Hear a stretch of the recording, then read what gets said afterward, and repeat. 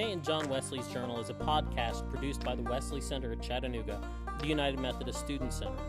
In this podcast, we will learn about early Methodism by following John Wesley through his journal, as he and others begin a movement that would give rise to the Methodist Church in all its forms. So sit back and let's see what happened today in John Wesley's Journal.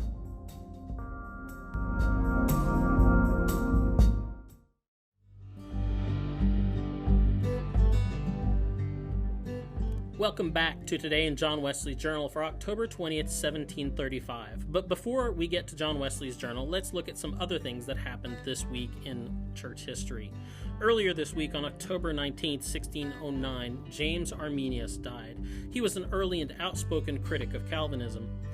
As he was remembered by his friend Reverend Peter Baratus about 2 days after his death, in these words: "And now, discharged from all earthly service, freed from every encumbrance, and no longer incommoded by troubles, he possesses a crown which had been the object of his ardent desires, amidst so many labors, such perseverance of faith, and such holiness of life, as he had manifested and he is now in the enjoyment of.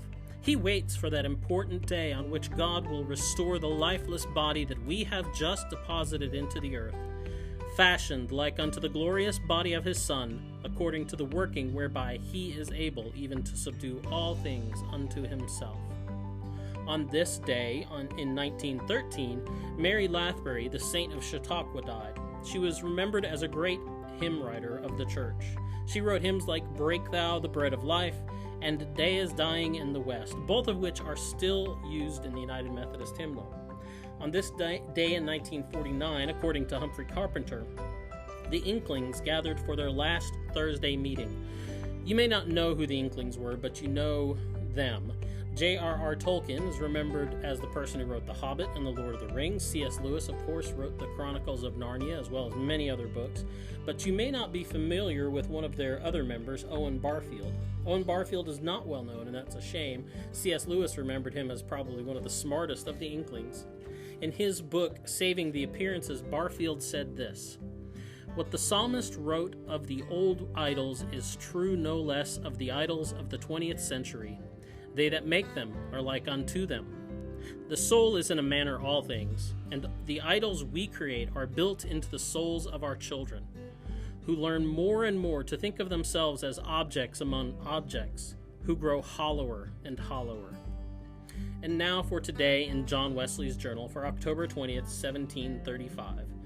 On Monday, the 20th of October, 1735, John Wesley wrote this: "Believing the denying of ourselves, even in the smallest instances, might be by the blessing of God, be helpful to us, we wholly left off the use of flesh and wine and confined ourselves to vegetable food, chiefly rice and biscuit. In the afternoon, David Nitschmann, Bishop of the Germans, and 2 others began to learn English. Oh, may we be not only of one tongue, but of one mind and one heart." That was a prayer of John Wesley for Christian unity. That is the Journal of John Wesley for today. We will be back tomorrow on the 21st for another installment of John Wesley's Journal. Have a good day.